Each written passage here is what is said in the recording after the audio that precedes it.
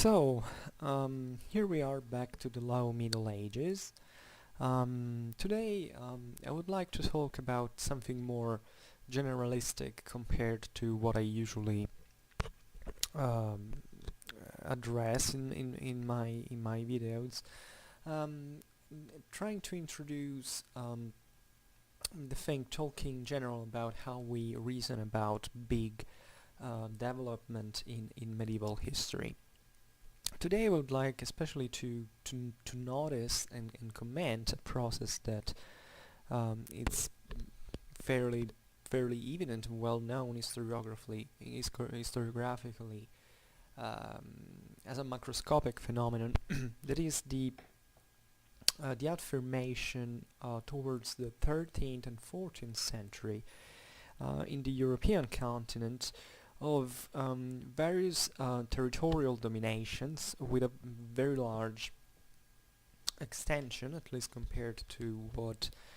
had been present in the previous centuries. We're always talking on average, and whether these dominations were royal, princely, or urban. So belonging to the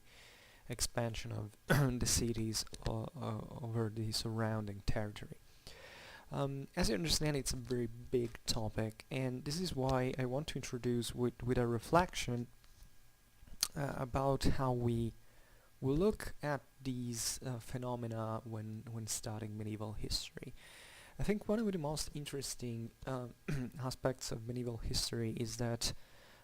it's such a complex and complicated system to decipher. We have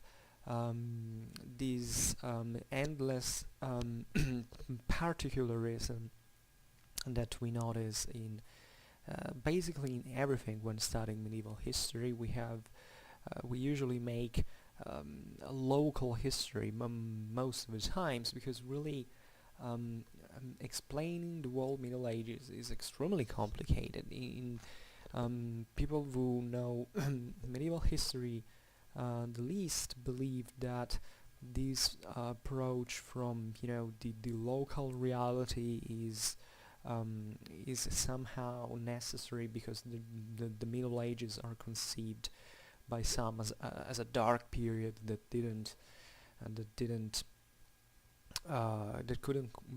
cannot be compared with the bright period of the ancient world. But telling the truth, it's completely different. Most of medieval history is actually much more describes a much more developed European continent than the one it was at the time of the Romans, both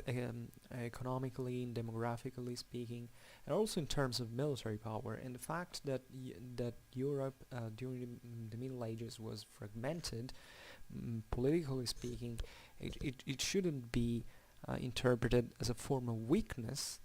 but on the contrary as a moment in which a lot of energies really were freed, and it was extremely difficult to reduce them to a unitary asset like it could happen, I don't know, in the ancient world with the Roman Empire. I don't know, Roman economics was much less dynamic than medieval one, at least for most of medieval history. But without stressing too much this comparative approach, what we really see about when studying medieval history, and maybe talking with people who have a passion for this period, or even maybe have studied it at university level, is that most of us really stop at local history because it's easier. There are also political reasons which you can understand if you make a critical analysis of historiography. For instance, the national perspectives. today's historiographies, at least in the Western academies, are substantially surpassed. We don't reason, I study my country because I think my country is the best in the world. But for instance, part of the 19th century and and 20th century historiography was heavily influenced by this approach. Today we don't do it anymore, but still in popular culture, in mass culture, there is this niche minded approach to history in general, not even just the Middle Ages, for which I study only, I don't know, what my country was at the time, and the rest does not exist. Or I think that a particular phenomenon happening in a certain area was important, and I don't even have the comparative model to actually discuss other phenomena that were happening at the time, that either I ignore or I want to minimalize, because I prefer that the topic I'm passionate about is really an influence. And this happens quite easily with what I call the giants complex, which is something I formulated myself, which is substantially what happens when the average person looks at a political map of the Middle Ages and of medieval Europe, and he or she sees these greater groups of areas that are covered by kingdoms and empires, and says, wow, and this was a big thing, therefore it must be more important than other things, than other realities, than other local areas. But the Middle Ages surprises you, because even the some very small political entities actually had a huge importance on their own, and maybe even largely influenced the politics of the territorially bigger political entities. Like take city-states like I don't know, the Italian ones, or the ones of the German of the Hanseatic League. These were entities that, even though very different from each other, had a huge political importance. So maybe you look at 14th century Europe, and you see, I don't know, that the Kingdom of England is very big, and you look at Italy, and you don't even notice that there were republics, because maybe that political map had just half of Italy included into the Holy Roman Empire as a sort of unique block, while Florentine financial power was basically the greatest on earth, and the same city earned more than the whole kingdom of England at that time. So what I'm suggesting, introducing the topic I want to discuss about today, is that when we study medieval history, is that we have to stay open to everything, which is to learn everything from every political entity that you might consider as peripheral or as unimportant for whatever reason, and that instead probably was of extreme importance. This is a normal cognitive process. You think, if you are a child, for instance, and you're asked to but even if you aren't, let's say the least and if you have to draw even a geographical map of the world, chances are that you're gonna be much more detailed, and you will represent your country much larger and detailed than other areas in the world that probably you've never even heard of. So since the Middle Ages is about such political fragmentation, it's extremely important to recompose it all. And for the very simple reason that, I mean, in some contexts you could also say, yeah, well, but maybe that place was not important. But if you look at medieval Europe, and therefore, I mean, it's not important because just you have to make a hierarchy of the time to decide how much time or how much work you want to dedicate to a particular area in the world at the time, which is fair because, you know, if you study medieval Europe or medieval China, well, those are much more important than whatever happened in Central Africa. But that's not a matter of, you know, that shouldn't let you think that what happened in Central Africa, for how relatively less important it could be, it was not important, and therefore you can erase that from your mind. And this is extremely true in medieval Europe. That was a relatively wealthy and developed area in which paradoxically this political fragmentation, which is only, which is obviously true, actually hides most of the time, if you don't go deeper and more thoroughly into the learning of medieval history, actually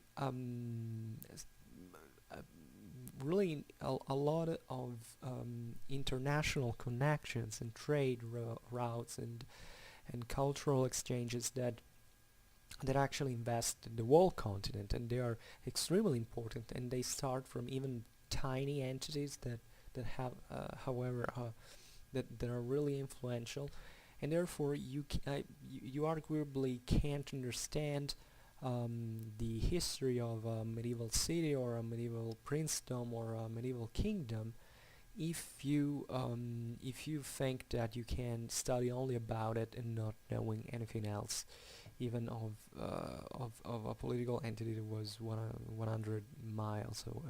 away from that. So when we look at the Middle Ages and we look at periods like the 13th and 14th century, which is what I want to discuss probably briefly today, you have to manage to look at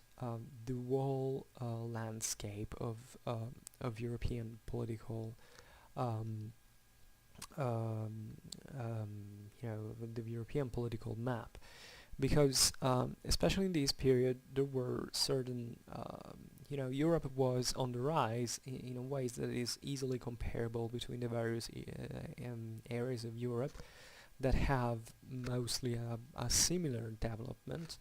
In spite of differences, there is always going to be an exception somewhere, but this doesn't allow to tell, well, yeah, but let's abort every form of comprehensive judgment just because there is that guy who makes exception. In that case, you can use a hierarchy and saying, well, yeah, but it's of relative importance. And this is also a question of method. I think that it doesn't matter how sophisticated our historiography currently is in the Western world, but I think we're stressing too much the attitude of saying, yeah, let's put everything into discussion, like let's make relativism about everything. But we can't really do that, because that probably only reflects our degree of hyper specialization in certain areas or topics.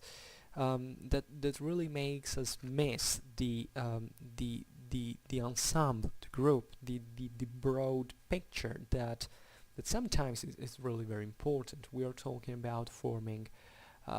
certain common identities, certain common directions, and I think that if even in history we're not able to look at the bigger picture,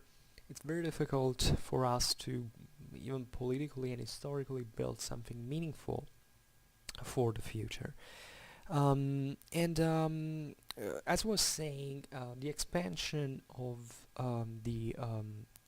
territorial dominations in 13th and 14th century Europe is a really big topic. You can find exceptions and so on, but broadly speaking, it's very evident whether, as I was saying, it was this expansion was carried out by kingdoms or princedoms or even city-states, It's something that is really happening, and it was I'd say it was happening two directions substantially. From one side, what you see is that Europe was definitely on the rise economically speaking.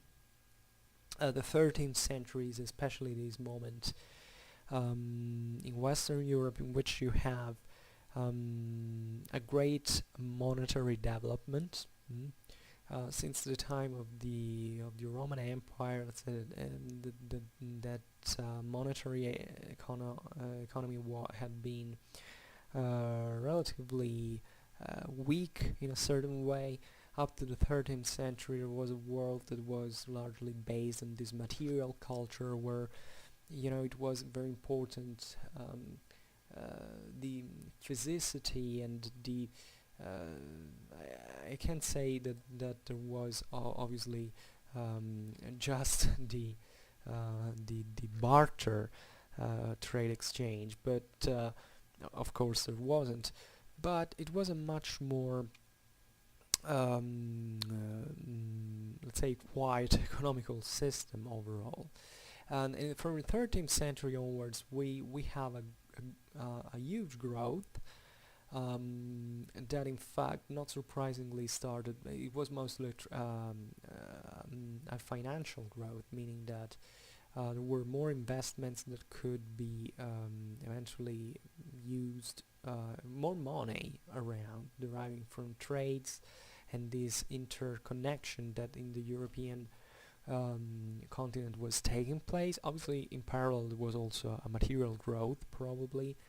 But what you notice is that on the markets there were much more money, and you start to have you start seeing the building of a process that you can define as proto-capitalistic, or at least I don't like these definitions, but it gives you the idea that there could be huge speculations, a huge success, and you find that banks are starting to grow at this point. And this is all much clearer in the 14th century. From the 14th century, we also have the Black Death, the plague that at mid of the century causes this, gives this very very big blow to European economics, and especially European demographics. But this world of banks, of big owners, and a proto-capitalistic asset was substantially unchanged, and it brought quite evenly, in spite of this relatively minor event like the Black Death, that was actually a very big thing, straight towards the modern age and all the financial expansion that eventually allowed the European continent to grow so much. It all starts here. There is, in European history you find this brutal economical acceleration in the last 2 centuries of the Middle Ages, and the turning point was really the 13th century. So what did this really mean is that much of the asset that medieval Europe had before these centuries was actually caused also, I mean, the political fragmentation and this idea that there was, I don't know, the lord with a castle, and then after 10 kilometers another lord with a castle. It was actually caused by the fact that the economical potential was quite low, and therefore you couldn't have huge political and territorial entities, simply because there was no way so much money and power could flow into someone's hands, and therefore even small political entities could be important force to be reckoned with, because a castle could hold maybe for months in siege, and afterwards, instead, with those money, even before then, with the army you could hire, you could really only buy the castle. So in these 2 centuries of European history, we find that political entities become to have much more money in their hands, and incidentally, they were able to swallow the bordering political entities that up to that point had presented a force to be reckoned with, and and now they could be simply absorbed into the system without even needing to fight them. And these are the centuries in which, in fact, the political fragmentation of Europe are represented by the lords' powers, with all the socio-economical structures were attached to it, and even the communities of rustics and other um, other political and minor political entities scattered around the territory were starting to be recomposed into a more homogeneous frame, in which there were you see that there were some political entities that started to tower over these other weaker entities. And this doesn't mean that, obviously, it was like winning the lottery and just becoming rich and invading your neighbors. It was there was a fierce competition. The increasing wealth was obviously something that everybody wanted to put their hands on, and therefore it's also the 13th and 14th century, a moment in Europe in which there is also a huge, sharp increase of war. Wars in these 2 centuries really rocket. They are on the rise, just as much the demographics and economics is. Um, and this is also very important because it makes you understand that it was a whole system that was growing, and it couldn't grow in that simple, fragmented way, and that still kind of recalled partly the originary um, Germanic, or that derived probably from the original Germanic idea of egalitarianism, in which the noble essentially, all the nobles were alike, and kings were something just chosen by the local aristocracy to maybe wage war, and then they came back essentially at the same level. This is a moment in Europe in which there is instead much more political and social stratification, with a hierarchical order that was being structured at every level of society. And this is quite important, especially relatively to the 14th century, because the 14th century is the moment instead of economical contraction of this process. An economical contraction that we have seen was just temporary, but that paradoxically helped the social stratification of Europe at that time. In short, it seems that the plague actually strengthened these territorial dominations, because it's a bit of a controversial topic, because people say that sometimes, for instance, for the fact that the plague hit especially cities, the entities that were the peasants and rural communities seemingly had at that point the upper hand in some measure, because they could produce the food, and therefore that they had more power than those cities that had been destroyed from a demographical point of view, and that couldn't retake much of the countryside, also politically speaking. But it was really a general collapse, because also in the mid of the 14th century, peasant communities heavily relied on economical markets, and the plague hit them indirectly, also them, from an economical point of view. But the real point is that many people died, and this brought other people to take what it was theirs. So in short, who was rich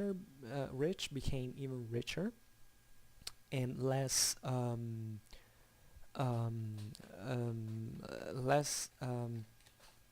less opposed in many ways,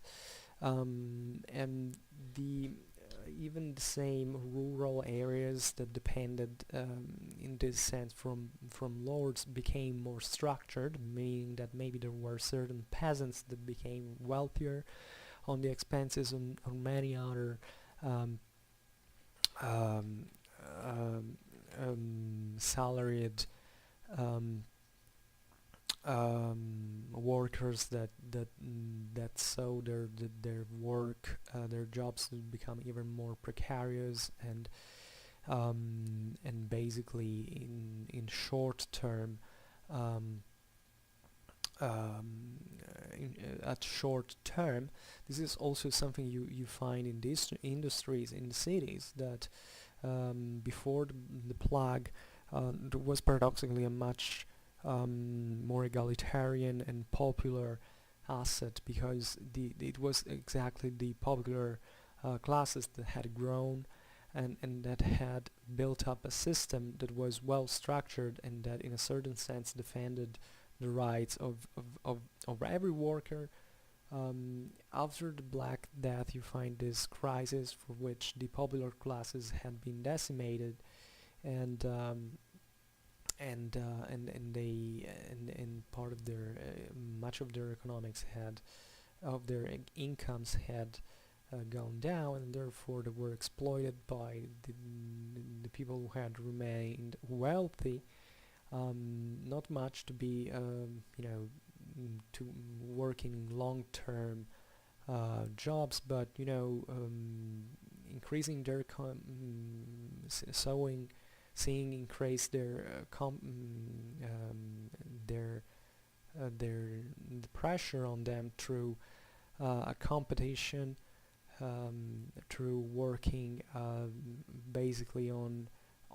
performance and at short term. So really, what happened in this Ancien Regime society at the end of the Middle Ages is that the richer people became much richer, and the middle classes that had grown so much from the 11th century to the 14th century basically instead decayed from an economical point of view and became more subservient of the upper classes. But this, you see, made it increasing the power of those who were instead creating territorial domination. And from the other side, in this sense, you see that there were the peasant communities were basically knocked out. If you study the history of Europe, of medieval Europe, since the beginning until the 13th and 14th century, you see that peasants had always been there into the political struggle. They weren't at all subservient, as this stereotype of medieval history is. The peasants were much more subservient in modern age than in medieval age. And in these 2 centuries, we have the passage, the crucial passage of this in this process, for which the peasants were progressively excluded by the political game, because the socio-economical asset at that point was favorable to an economical market, that financial world that the peasants obviously couldn't compare with, because their power had been traditionally their rural production, and even a not very intensive one, because if you want to be a free peasant who fights for his own rights against the lord or against the cities, you're not a guy who breaks his back all the day on land. That is in fact something much closer to what happened in late medieval and modern times.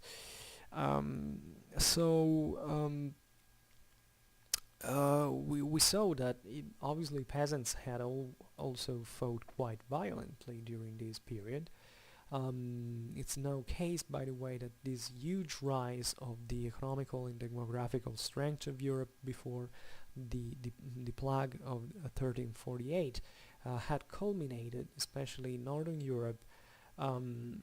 the first half of the 14th century, of these very famous revolts against noblemen, in which local peasantry and herdsmen had taken arms against knights, and for the first time in feudal Europe, these guys with infantry alone managed to knock out, or at least to exist with a certain tactical success against the cavalry charges of the noblemen of heavy cavalry. After the first half, after the Black Plague, instead you see that all these victories that had characterized the first half of the 14th century disappeared. There is a steady decline of these forces, and you have to wait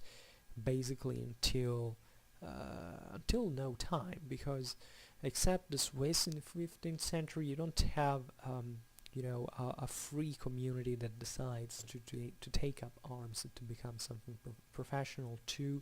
compete with these newly royal and princely and civic territorial dominations that were really on the rise. And the Swiss, in this sense, are the only true exception. So obviously the consequence was that the countryside was always more dependent from the cities. It was much more controlled, and therefore the cities could organize much better the work in the countryside, simply because they had the strength to impose it finally after centuries of struggles. Their political, their economical policies over the peasants that had just to obey. Going back instead to the expansion of territorial domination of these entities, we can make we can give a look to the map of Europe. If you take the British Islands, you find that England and Scotland definitely have a growth in the in their economical capabilities, especially increased by war, as it's often evident. The same in France. In the 100 Years' War, you see that actually in France there is, I can't say a political fragmentation, but being there, that struggle between the two kingdoms of France and England, you find that it was a weak moment where expansion was a bit hampered. The English initially had success, even though matters at home, politically speaking, were quite meager. The 14th century is no good time in English history for the general outcome of the political and economical situation the English crown risked really a lot. But at the same time, you find that especially France and England, from this perspective, but especially France eventually, from the 100 Years' War, emerged much more strengthened, and France was indeed the state that during the Renaissance was the most centralized and the one that had more power, and because the 100 Years' War had made the French structuring much better their dominions and centralizing them in part, and therefore being able to impose their to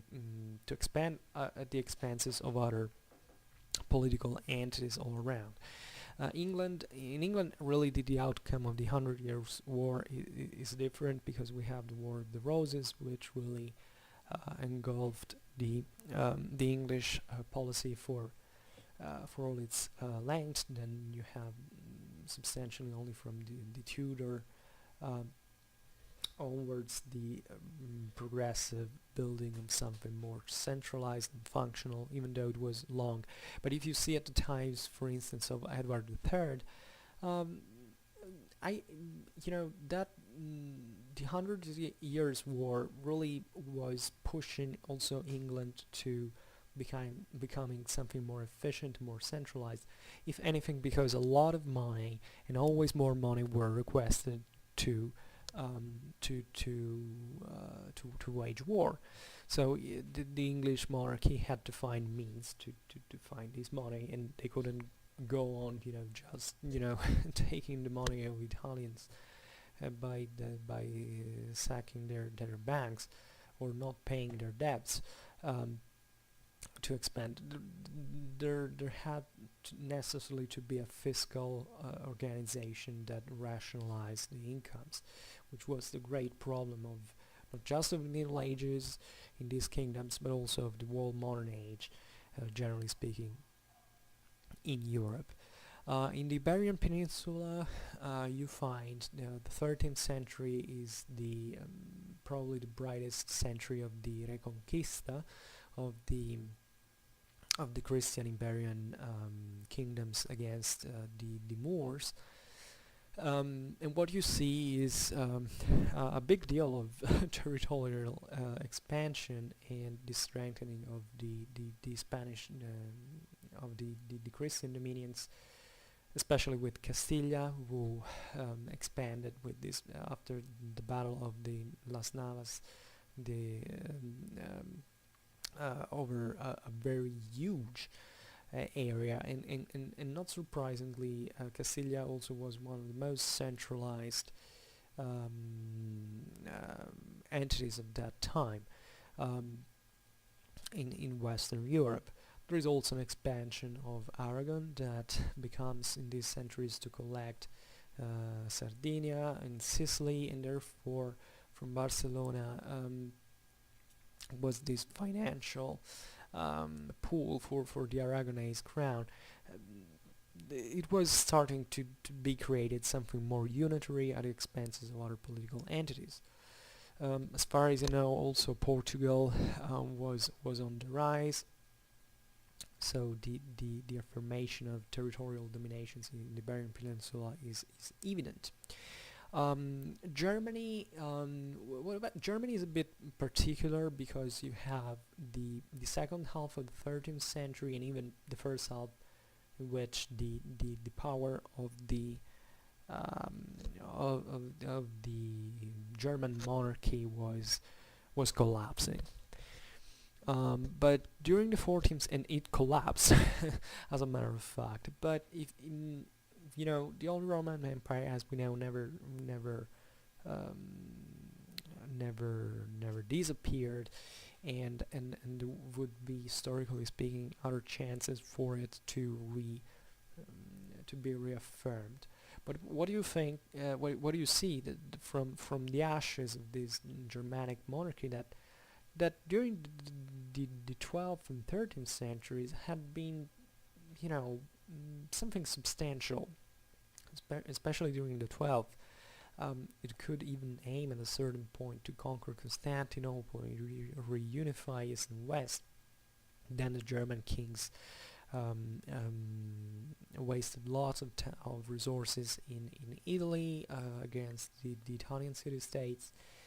and you find that these efforts really were heavily suffered by the unity of the Germanic monarchy. But even in the 14th century, in this moment in which Germany was fragmented among literally hundreds of um, um, of dominions, broadly meant, you find that there were certain dynasties that began to grow, to expand their territorial domination in quite a substantial way. Think about the Habsburgs, that basically from a little county in today's Alsace, that they managed to win the whole Austria, Styria, and Carinthia, and even expand during the beginning at the end of the 13th and the beginning of the 14th century. Their influence over Bohemia and even Poland was a huge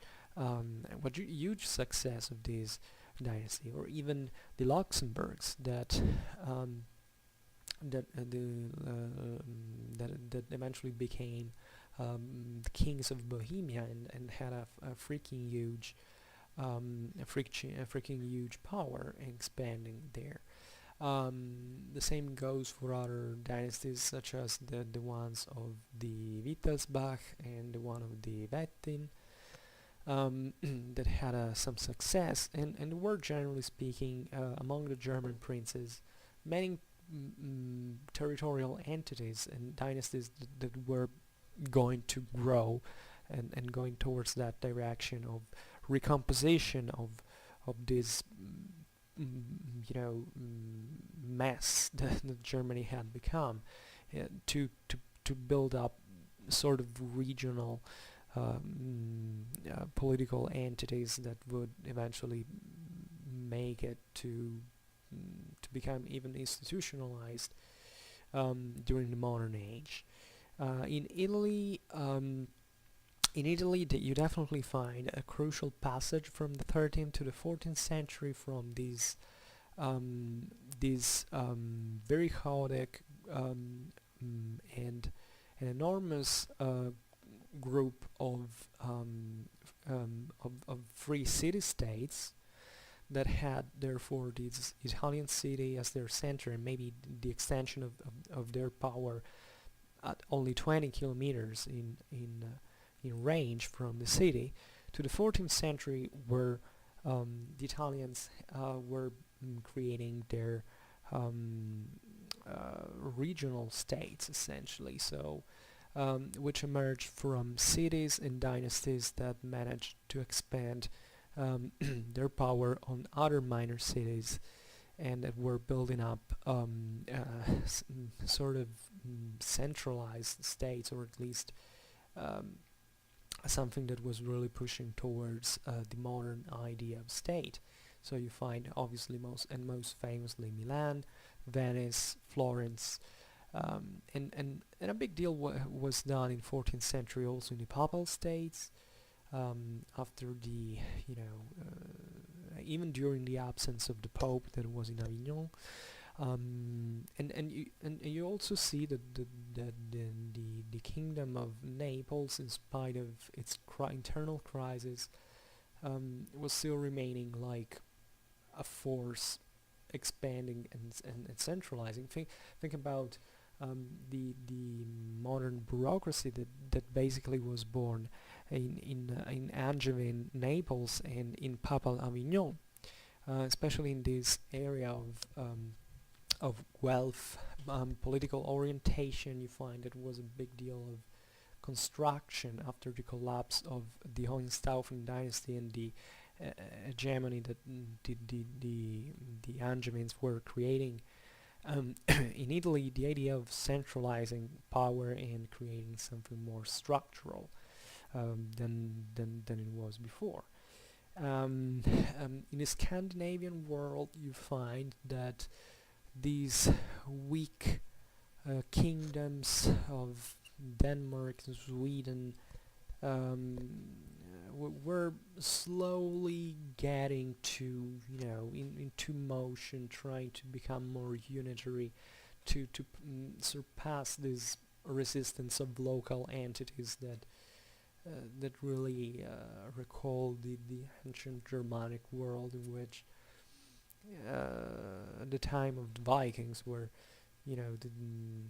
from which these monarchies had started to grow, but with the great difficulty of doing it in a poor environment, with fighting against a traditional egalitarianism that was proper of the Germanic world in Scandinavia. Regarding Eastern Europe, it's also interesting that the 14th century is the year in which the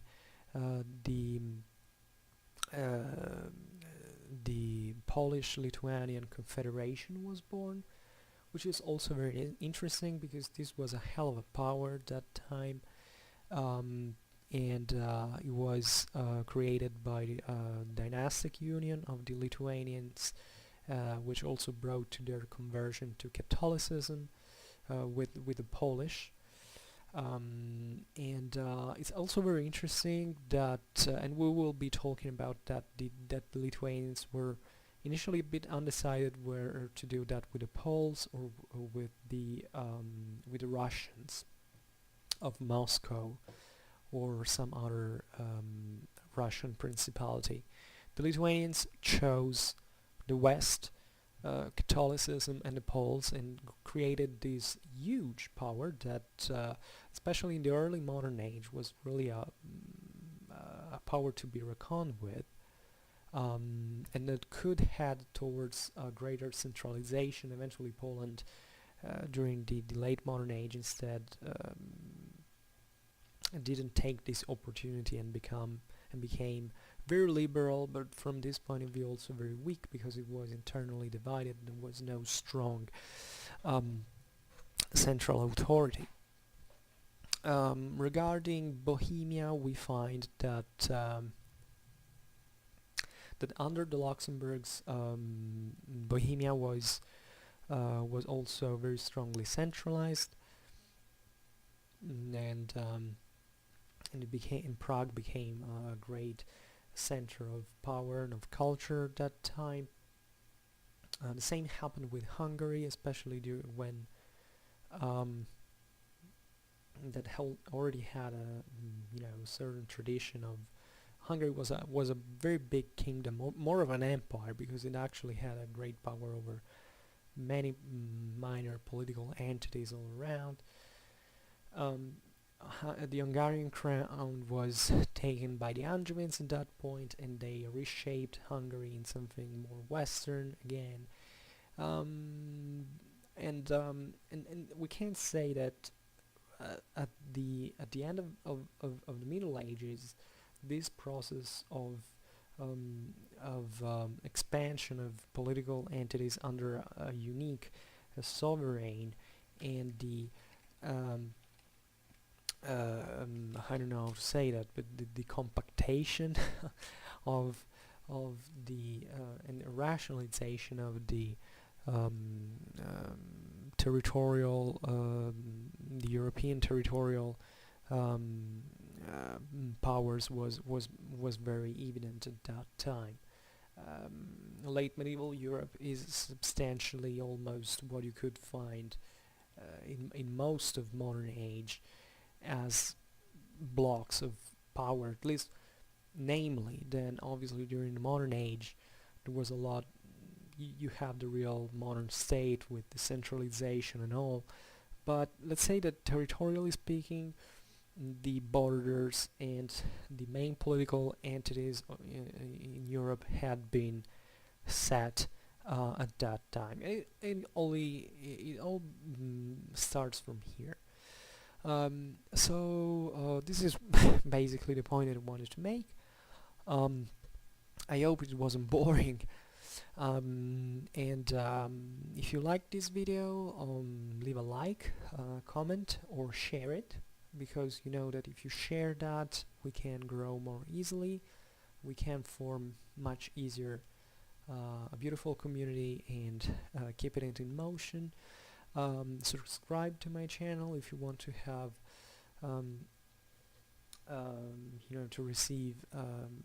news about my latest uploads, and if you have any curiosity of any kind about history, please just write me. I can make a personalized video if I have time, which I have at the moment for it, so that hopefully I can give you, I don't know, a help, or we can discuss about any historical topic that I that I can talk about. I hope once again that you enjoyed this video, and have a good time. See you next time.